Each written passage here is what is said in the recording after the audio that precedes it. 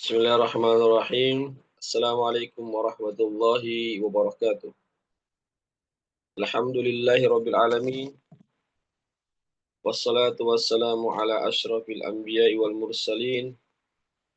Wa ala alihi wa sahbihi wa man tabi'ahum bi ihsanin ila yaumiddin. Amma ba'd. Ikhwatal Islam rahimakumullah.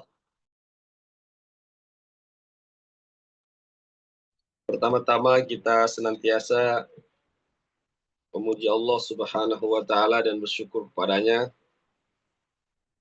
atas segala limpahan rahmat dan hidayahnya sehingga kita dapat berkumpul kembali di ruang Zoom ini dalam kajian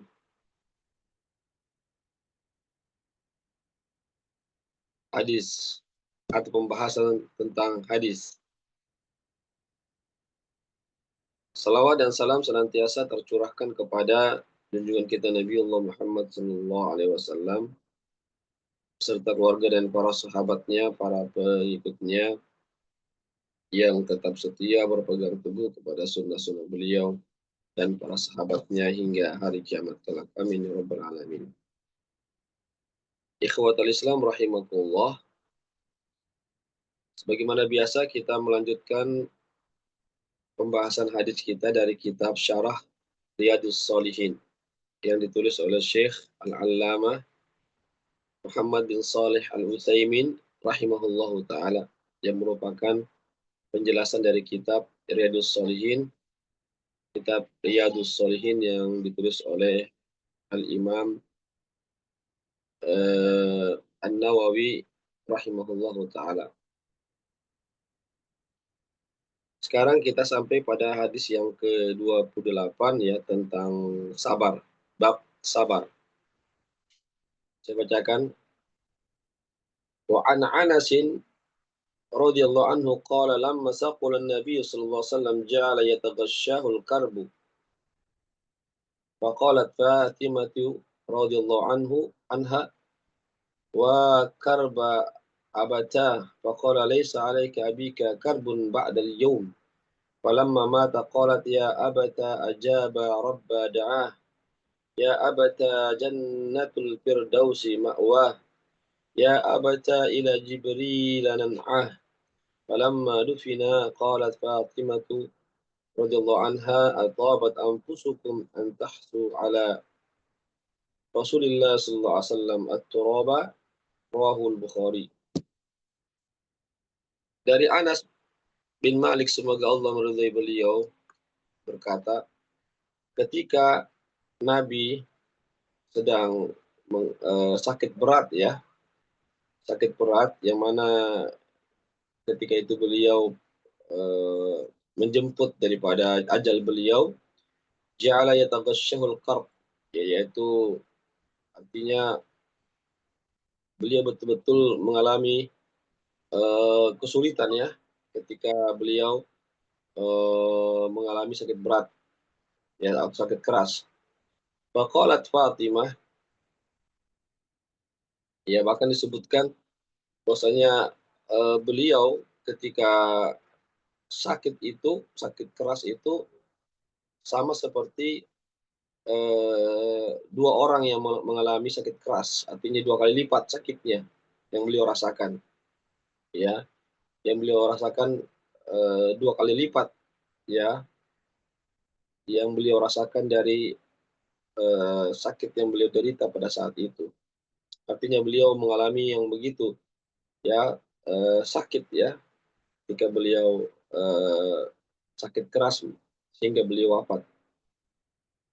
Faqalat Fatimah, maka Fatimah anak beliau semoga Allah meridhoinya berkata, wa karba abataya ayahku, ya engkau sangat ya sakit menghadapi penyakit ini. Ya artinya beliau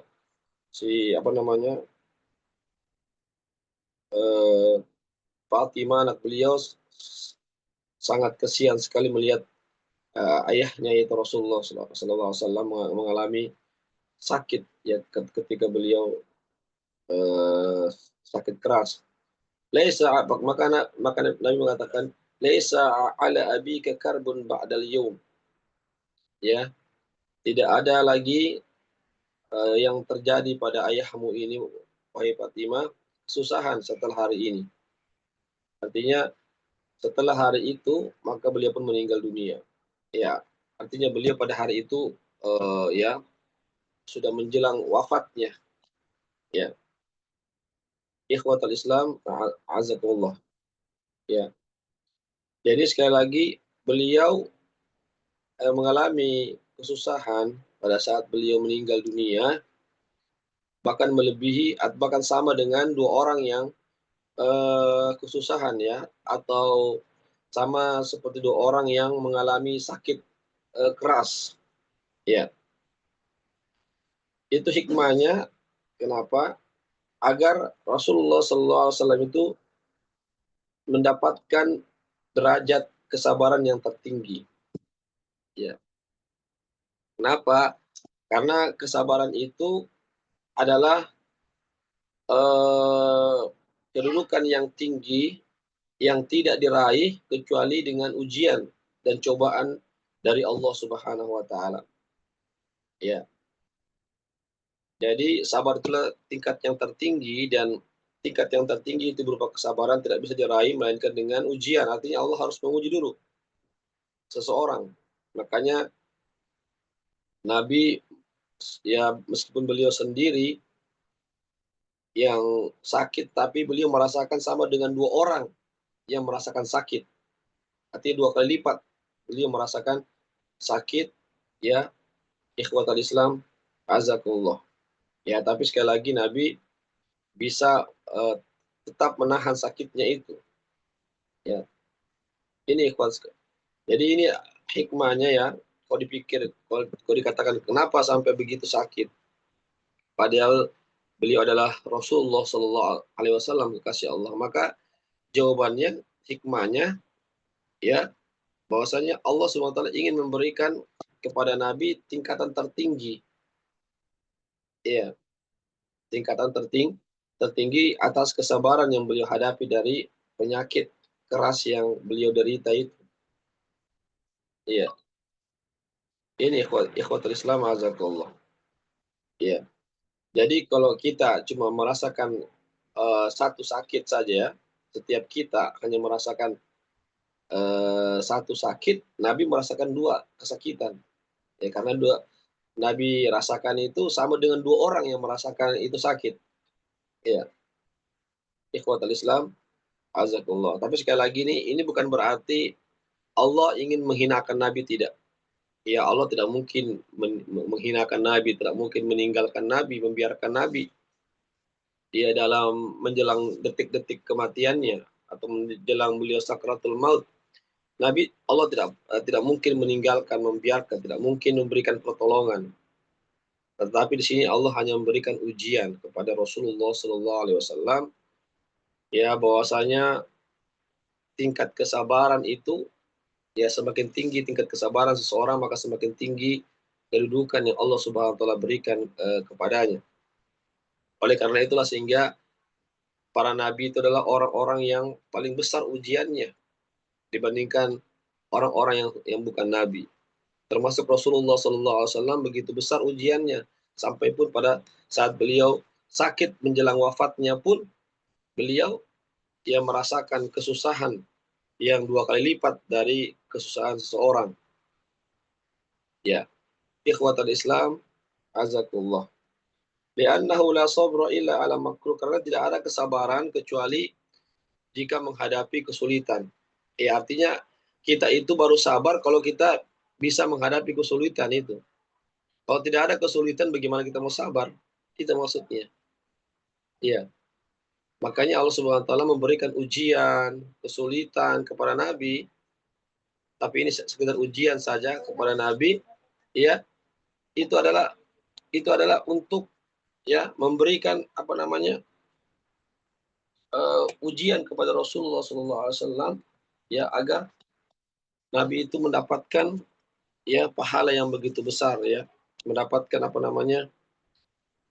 mendapatkan kedudukan, ganjaran pahala yang begitu besar dari Allah Subhanahu wa taala. Ya. Fa illam yusib ya, fa illam yusabul insanu bisyai' ya, bisyai'in yakrah aw bisyai'in yukrah fa kaifa yu'rafu sabruhu. Ya, jika seseorang itu tidak ditimpa satu ujian yang dia tidak sukai, maka bagaimana bisa diketahui kesabarannya? Artinya kesabaran itu baru bisa diketahui kalau seseorang itu ditimpa satu ujian yang dia tidak suka terhadap ujian itu. Ya, seperti misalnya penyakit kan, tidak ada orang yang mau sakit kan, tidak ada orang yang mau terkena musibah, bencana dan seterusnya, kematian dan seterusnya. Tapi dari situlah Allah ingin melihat kesabaran kita. Kita sabar tidak terhadap musibah itu. Nah, kalau kita sabar maka Allah menempatkan kita pada tempat yang tertinggi. Ya, Allah SWT mengangkat derajat kita. Allah SWT memberikan pahala yang begitu besar kepada kita. Ini ikhwatul Islam. Oleh karena itu wajarlah kalau Nabi kita Muhammad SAW dan para nabi-nabi Rasul dan nabi-nabi dan Rasul lainnya menempati tempat yang tertinggi di surga, mendapatkan kenikmatan, ganjaran pahala yang begitu besar dibandingkan dengan manusia yang lainnya, karena mereka adalah orang-orang yang mendapatkan ujian yang begitu besar dalam dakwah mereka, bahkan dalam keadaan meninggal pun mereka mendapatkan ujian dari Allah Subhanahu wa taala. Jadi sekali lagi ya, ini berupa ujian yang bukan untuk menghinakan Nabi, bukan bukan Allah berarti ingin menyusahkan Nabi, tidak, tapi ingin mengangkat derajat Nabi setinggi-tinggi dengan ujian berupa kerasnya penyakit yang beliau derita pada saat itu. Sebagaimana Allah SWT berfirman, "Wala nabluwannakum hatta na'lamal mujahidina minkum was-sabirin." Allah mengatakan, sungguh pasti kami akan uji kalian sampai kami mengetahui siapa di antara kalian yang berjihad, yang berjuang, dan orang-orang yang sabar. Ya, jadi hidup ini adalah ujian. Ya, hidup ini adalah ujian. Ya, maka Allah Subhanahu Wa Taala menguji kita agar Allah mengetahui siapa di antara kita yang mau berjuang menghadapi kehidupan ini dengan perjuangan, dengan kesabaran, ya, dengan keikhlasan menjalankan perintah-perintah Allah dan Rasulnya. Ya, jadi sekali lagi, tatkala hidup ini adalah ujian dan Allah pasti akan menguji kita, artinya tidak mungkin kita lepas daripada ujian-ujian dari Allah. Tidak lain dan tidak bukan bahwa ujian yang Allah berikan kepada kita adalah agar Allah ingin melihat kepada kita siapa kita ya, orang yang di antara kita yang mau berjuang, berjihad di jalan Allah, dan siapa yang mau bersabar atas musibah-musibah, cobaan-cobaan yang Allah berikan kepada kita. Ya, ikhwatul Islam, azakumullah. Ya, jadi Fatimah mengatakan, "Ya Abah, begitu beratnya ujian kamu, penyakitmu ya Abah." Ini wajar ya, perkataan dari seorang wanita ya, apalagi seorang anak terhadap bapaknya yang sakit, wajar ya. Apalagi seorang wanita ya, ibanya, belas kasihannya terhadap bapaknya yang dia lihat tentang sakit yang dihadapi itu. Maka ini adalah perkara yang boleh-boleh saja. Ya, ya. Kemudian ikhwatul Islam azakumullah, beliau mengatakan tidak ada lagi kesulitan ya yang ayahmu alami wahai Fatimah setelah hari ini. Artinya karena setelah peristiwa itu, hari itu yang beliau rasakan sakit menghadapi sakratul maut, akhirnya setelah itu beliau meninggal dunia. Iya, setelah itu beliau meninggal dunia. Dan ketika beliau meninggal dunia, beliau pun membaca Allahumma ar-rafiqil a'la, Allahumma rafiqal a'la. Ya, beliau mengucapkan 2 kali, artinya, ya Allah, ya, tempatkanlah saya bersama dengan para nabi dan rasul. Ya Allah, tempatkanlah saya bersama nabi dan rasul. Karena para nabi dan rasul adalah orang-orang yang telah dijamin masuk surga oleh Allah Subhanahu wa taala. Maka nabi pun juga berharap beliau juga dimasukkan ke dalam surga bersama dengan para nabi dan rasul-rasul sebelum beliau. Ya, ya, ikhwatul Islam, a'azakumullah, itu yang beliau baca sebelum beliau meninggal dunia, seraya beliau pun melihat pandangan beliau tuh ke arah atap rumah beliau. Ya, jadi seraya melihat ke arah atap rumah beliau, ya beliau membaca Allahumma ar-rafiqal a'la, Allahumma rafiqal a'la, ya Allah, tempatkanlah saya bersama dengan para nabi dan rasul di surgamu, bersama para nabi dan rasul di surgamu. Lalu beliau pun meninggal dunia. Ikhwatul Islam, azakullah. Ya, jadi setelah meninggal dunia, beliau wafat, maka Fatimah pun ya sedikit apa namanya, sedikit meratap, tapi meratapnya sangat sedikit sekali ya. Eh, Meratap yang tidak yang dimaafkan atau yang dibolehkan. Ya sebagaimana yang tadi saya katakan. Dikatakan, wahai ayah, ya begitu ya. Wahai ayah, engkau telah diistijabah doa, telah diperkenankan doamu, permintaanmu oleh Allah. Ya ayahku, ya surga Firdaus itu adalah tempat kembalimu, ya ayahku. Ya, saya kami mengucapkan belasungkawa atau memberitahukan kematian ini kepada Jibril, kepada malaikat Jibril. Ini adalah bentuk semacam bentuk apa namanya, ratapan, tapi ratapan yang kata ulama dimaafkan ya. Ratapan yang ringan ya. Yang salah itu kalau sampai mengeluarkan kata-kata yang apa namanya, yang bisa mendatangkan murka Allah, sampai kata Nabi, "Laisa minna man latamal khududa wa syaqqal juyuba." Ya, ada bid'awatul jahiliyah. Bukanlah golongan kami orang yang ketika tertimpa musibah dia jambak-jambak rambutnya.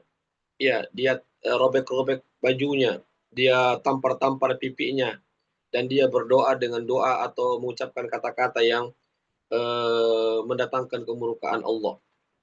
Sedangkan Fatimah tidak. Fatimah ada kata-kata yang keluar, tapi itu kata-katanya tidak mendatangkan murka Allah, tidak. Karena masih kata-kata yang wajar, masih bisa dianggap boleh-boleh saja.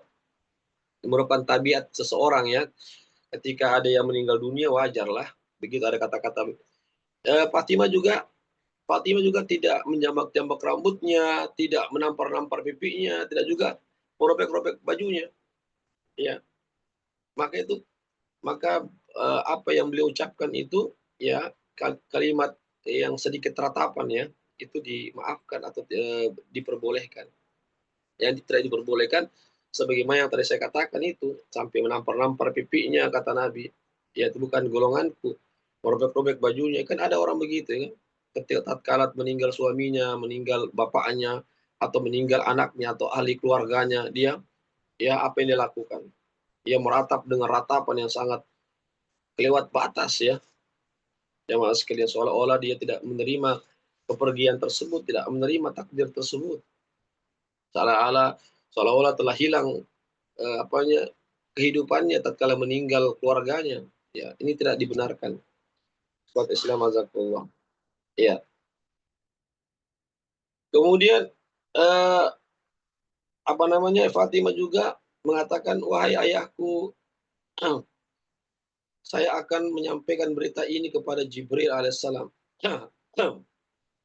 Ya, saya akan menyampaikan berita ini kepada malaikat Jibril alaihissalam. Tentu malaikat Jibril tahu ya Nabi wafat ya, karena Nabi wafat ini kan jamaah sekalian ya, bahwasanya Allah yang mewafatkan ya, dengan memerintahkan malaikat maut untuk mencabut nyawa beliau. Dan tentu bahwasanya malaikat Jibril kan adalah penghulu para nabi dan rasul, para malaikat atau pemimpin seluruh para malaikat, yaitu malaikat Jibril alaihissalam. Oleh karena itu Allah Subhanahu wa taala tentu telah memberitakan kepada Jibril alaihissalam bahwasanya nabi kita Muhammad SAW akan dicabut nyawanya. Iya. Karena apa? Karena malaikat Jibril yang turun selama 23 tahun itu kepada Nabi, itu membawakan wahyu dari Allah kepada Nabi kita Muhammad SAW. Dari langit sampai ke bumi. Itu pekerjaan daripada atau tugas malaikat Jibril, itu membawa wahyu dari Allah yang disampaikan kepada Rasulullah Shallallahu Alaihi Wasallam yang ada di bumi. Iya, jadi di situ ya artinya Jibril tentu tahu bahwasanya Nabi Muhammad juga bahwa Nabi Muhammad telah meninggal dunia. Iya. Di sini kenapa Fatimah mengatakan kami akan menyampaikan berita ini kepada Jibril? Ya karena Jibril yang senantiasa bertemu dengan Nabi. Ya karena malaikat Jibril ini yang senantiasa membawa wahyu siang dan malam. Ya atau pagi dan siang. Jibril ini menemui Nabi, memberikan wahyu, menyampaikan wahyu kepada Rasulullah Shallallahu Alaihi Wasallam. Ya, oleh karena itulah ketika Nabi sudah tiada, maka malaikat Jibril pun ya tidak lagi datang ke bumi menemui Nabi untuk membawakan wahyu. Karena apa? Karena kenabian sudah berakhir dan wahyu pun sudah terputus. Oleh karena itu tidak ada lagi Nabi setelah Rasulullah Shallallahu Alaihi Wasallam. Tidak ada lagi wahyu setelah Rasulullah SAW. Tidak ada lagi wahyu yang dibawa oleh Jibril setelah wafatnya Rasulullah Shallallahu Alaihi Wasallam. Maka tidak benar kalau ada orang yang mengatakan ada nabi setelah Nabi Muhammad.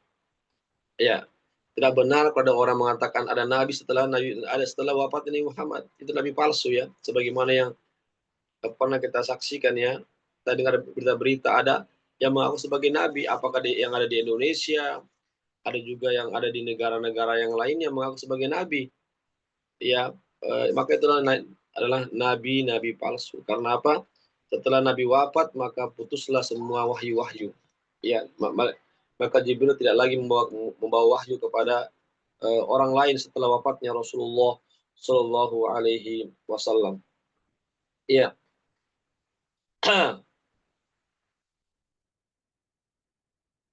Kemudian di sini Fatimah mengatakan aja barob da'a, ya, wahai ayahku, ya Tuhanmu telah mengistijabah doamu. Iya, artinya telah telah memperkenankan doamu. Iya. Karena apa? Karena Nabi mengatakan ya Ar-Rafiqal A'la, Ar-Rafiqal A'la. Ya, ya Allah, tempatkanlah kami di tempat yang tertinggi di surgamu bersama dengan para nabi dan rasul. Beliau juga mengatakan bahwasanya setelah penyakit yang saya derita hari ini tidak akan lagi terjadi, tidak lagi terjadi pada diri saya, kata Rasulullah SAW kepada anaknya. Maka perkataan Nabi inilah diistijabah oleh Allah Subhanahu Wa Taala. Ya, yaitu apa? Allah Subhanahu Wa Taala pun mewafatkan Rasulullah SAW ya karena Allah Subhanahu Wa Taala yang mengatur segala-galanya. Allah yang menciptakan, Allah yang menghidupkan, Allah yang mewafatkan dan seterusnya. Ya, Allah yang mengatur semua kehidupan di dunia ini. Karena apa? Karena di tangan Allah segala sesuatunya. Segala kekuasaan hanya ada di tangan Allah Subhanahu Wa Taala. Ya, tidak ada yang terjadi di permukaan bumi ini melainkan karena kehendak dan kudrah kekuasaan Allah Subhanahu Wa Taala. Termasuk meninggalnya Rasulullah SAW itu di bawah kekuasaan Allah. Allah yang berkuasa atas Rasulullah SAW. Beliau menghidupkan Nabi, ya. Beliau juga yang yang mewafatkan Rasulullah SAW dan begitu juga beliau akan kembali berjumpa dengan Allah Subhanahu wa taala. Ikhwat Islam azakullah. Jadi Allah Subhanahu wa taala telah mengistijabah doa Rasulullah sallallahu alaihi wasallam ya bahwasanya beliau berharap ya tidak lagi kesulitan yang beliau hadapi setelah penyakit yang beliau derita pada saat itu ya pada hari itu tidak lagi hari setelahnya melainkan beliau berharap telah dipanggil oleh Allah Subhanahu wa taala untuk selama-lamanya. Ikhwatul Islam azakullah. Jadi setelah itu ruh diangkat ya sebagaimana dengan ruh-ruh orang mukmin yang lainnya itu diangkat ke langit sampai di atas langit ketujuh, di kemudian ruh tersebut tuh diperhadapkan di hadapan Allah Subhanahu wa taala di atas langit yang ketujuh. Jadi ruh ya orang-orang mukmin itu diperhadapkan ya, termasuk ruhnya Rasulullah sallallahu alaihi wasallam dibawa ke langit sampai di atas langit ketujuh dihadapkan di hadapan Allah Subhanahu wa taala. Ya, kemudian Fathiyah mengatakan jannatul firdausi ma'wah ya. Uh, wahai ayahku, ya tempat tempat kembalimu adalah surga Firdaus. Ya, jadi Fatimah berharap semoga Nabi ini ya dimasukkan ke dalam surga Allah SWT yang tertinggi, yaitu surga Firdaus. Jadi surga Firdaus adalah surga yang paling tertinggi atau tingkatan surga yang paling tertinggi. Itulah surga Firdaus. Ya, karena surga ini kan ada 100 tingkatan ya. Maka surga Firdaus adalah berada di tingkat yang 100, tingkat yang ke-100 ya. Kita tahu bahwasanya satu tingkat ya dengan tingkat yang kedua di surga itu jaraknya itu kurang lebih 500 tahun perjalanan baru sampai. Ya begitu ya, begitu apa namanya, kurang tahu ya apakah 500 tahun perjalanan atau sama dengan jaraknya antara bumi dan langit. Yang penting jaraknya itu sangat jauh sekali ya antara tingkat satu ke tingkat kedua, tingkat ketiga. Dan Nabi kita Muhammad Sallallahu Alaihi Wasallam itu berada di Jannatul Firdaus, yaitu di tempat yang tertinggi, yaitu di surga yang paling tertinggi, yaitu tingkatannya di 100, yang ke 100 tingkatan itu. Ya, ikhwatal Islam, azakullah. Ya, jadi sekali lagi ya bahwasanya kita tidak lagi keraguan bahwasanya Nabi kita tempat kembalinya yaitu surga Firdaus, yaitu tempat ya surga yang paling tertinggi kelak ya. Ikhwatal Islam, azakullah. Ya, jadi surga Firdaus itu karena dia adalah tingkatan surga yang paling tinggi, maka atapnya itulah arash. Dan arash itu adalah makhluk Allah yang paling tertinggi adalah arash. Disitulah Allah bersemayam, disitulah Allah tinggal di atas arash. Tapi kita jangan memikirkan bagaimana caranya Allah tinggal, bagaimana bentuknya arash itu, ya bagaimana hakikatnya kita tidak tahu. Tetapi kita mengetahui, beriman, mengimani, meyakini bahwa itu Nabi itu berada di atas arash. Sebagaimana firman Allah dalam Al-Quran, Ar-Rahmanu alal arsyistawa. Allah itu bersemayam di atas arasnya Allah. Semayam itu artinya tinggal menetap di ketinggian.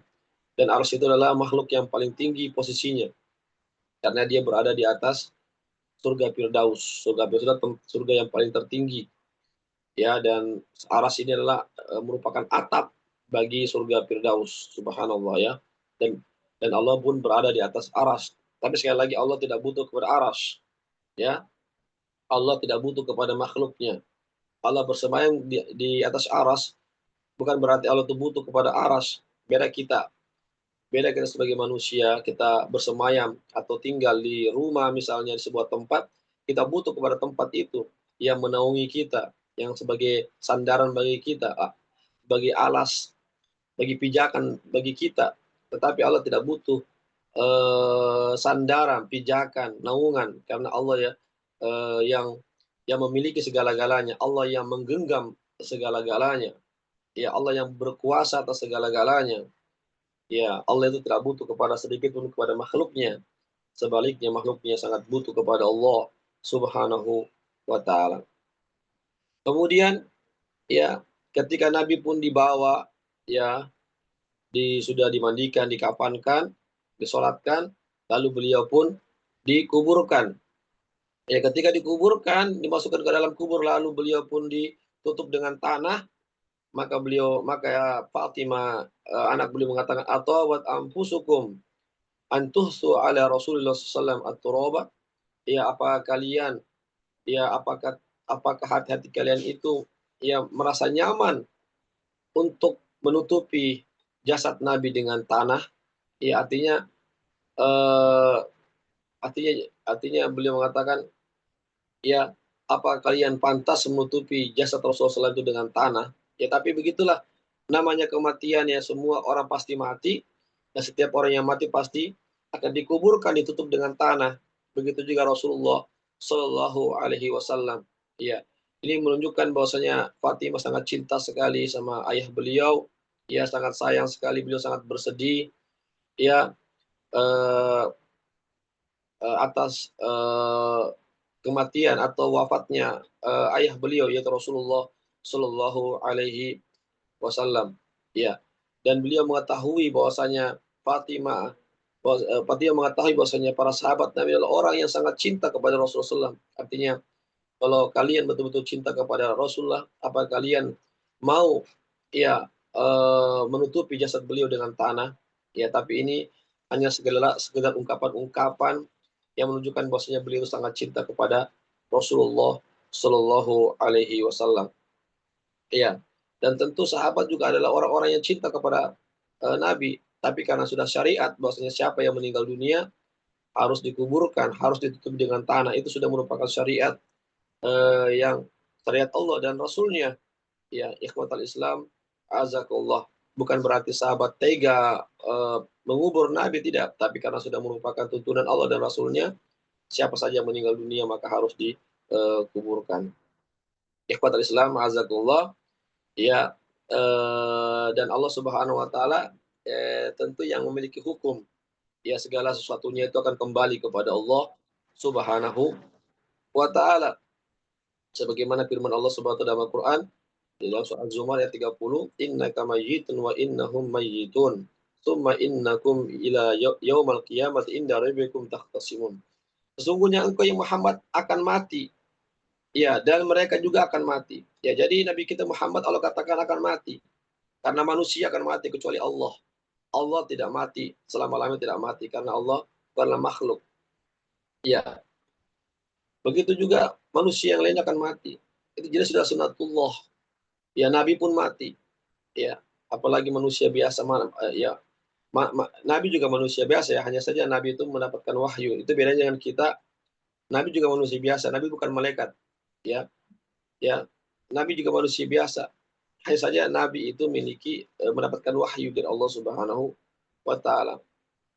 Ya, oleh karena itulah Allah katakan sesungguhnya engkau Muhammad akan mati sebagaimana mereka juga akan mati. Ya, kalau mati ya pasti harus dikuburkan, harus ditimbuni dengan tanah, ditutup dengan tanah. Sebagaimana juga Nabi harus begitu juga.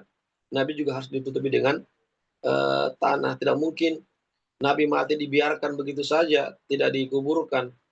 Ya, justru dikuburkan itulah untuk menjaga jasadnya. Ya, ya menjaga jasadnya dari apa namanya dari gangguan-gangguan dan seterusnya.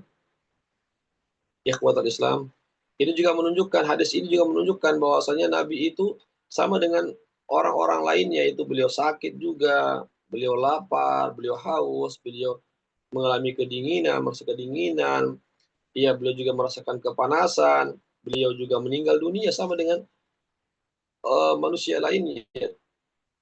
Sebagaimana hadis Rasulullah SAW, innama ana basyarum mislukum ansa kamatan saun.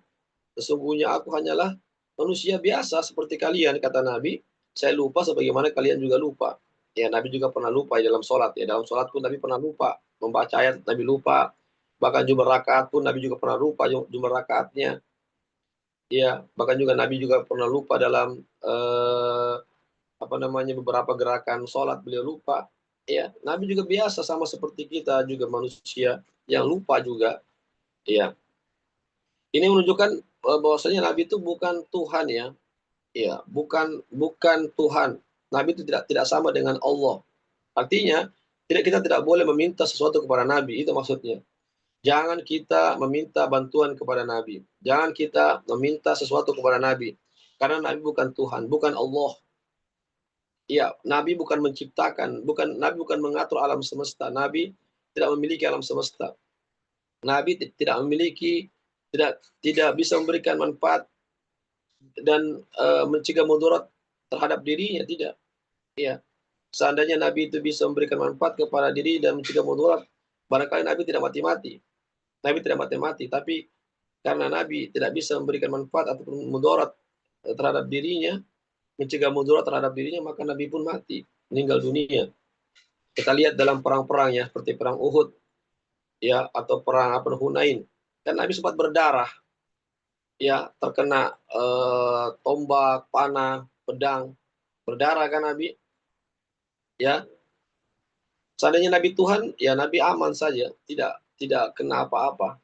Karena Tuhan itu segala-galanya. Ya Tuhan itu tidak ada yang bisa mengalahkan Tuhan. Iya, karena Tuhan itu memiliki segala-galanya, Dia mengatur segala-galanya. Jadi intinya tidak boleh kita meminta kepada Nabi. Iya, tidak boleh kita meminta bantuan kepada Nabi. Kita mengadukan segala kelemahan kita, masalah kita hanya kepada Allah. Minta bantuan, adukan segala problem kita kepada Allah Subhanahu wa taala. Ini ikhwatul Islam azakullah ya, terkait tentang hadis yang sedang kita bahas pada kali ini. Intinya di sinilah karena kita membahas tentang bab sabar, maka inti sari daripada hadis ini maksudnya Nabi adalah orang yang sangat sabar. Ya, Nabi adalah orang yang sangat sabar sekali. Ya, kemudian begitu juga Fatimah juga anak beliau adalah sangat sabar sekali. Ya, meskipun beliau melihat penderitaan Nabi yang begitu besar, ya tapi beliau tidak melakukan ratapan-ratapan yang lewat batas, ya tidak menjambak-jambak rambutnya, tidak merobek-robek pakaiannya, ya. Ini menunjukkan bahwasanya seorang muslim pun juga harus bersabar. Kita pun juga harus bersabar menghadapi segala cobaan-cobaan yang menimpa kita, termasuk namanya kematian. Semua kita pasti akan meninggal dunia, ya lambat laun, besok atau lusa, apa sebabnya, atau di mana kita meninggal dunia, Allah alam. Hanya Allah yang lebih tahu. Ya, Allah a'lam bishawab, hanya Allah yang lebih tahu kapan kita meninggal dunia. Yang terpenting adalah kita tatkala mendapatkan musibah atau tatkala kita terkena sakit keras misalnya, hendaklah kita bersabar, kita berharap semoga Allah mengampunkan dosa-dosa kita, mengangkat derajat kita di sisi Allah Subhanahu wa taala. Demikianlah apa yang bisa kami sampaikan, kajian satu hadis yang ke-28 tentang masalah sabar. Ada manfaatnya bagi kita semuanya. Sebelum saya tutup, silakan kalau ada yang mau bertanya dipersilahkan. Bisa langsung atau lewat room chat.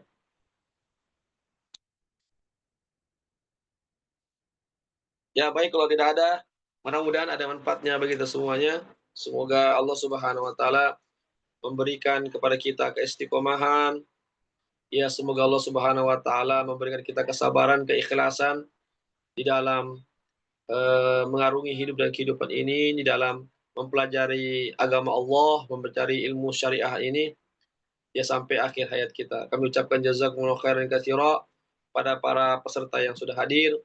Semoga kita diberikan keistiqomahan untuk terus belajar dan beribadah kepada Allah Subhanahu wa taala. Dan kami juga ucapkan jazakumullah khairan para donatur yang sudah berpartisipasi terlaksananya kegiatan kali ini. Semoga Allah memberikan pahala ganjaran yang lebih baik lagi. Kami akhiri kajian ini dengan baca doa penutup majelis. Subhanakallahumma wa bihamdik, asyhadu an la ilaha illa anta, astaghfiruka wa atubu ilaik. Wassalamualaikum warahmatullahi wabarakatuh.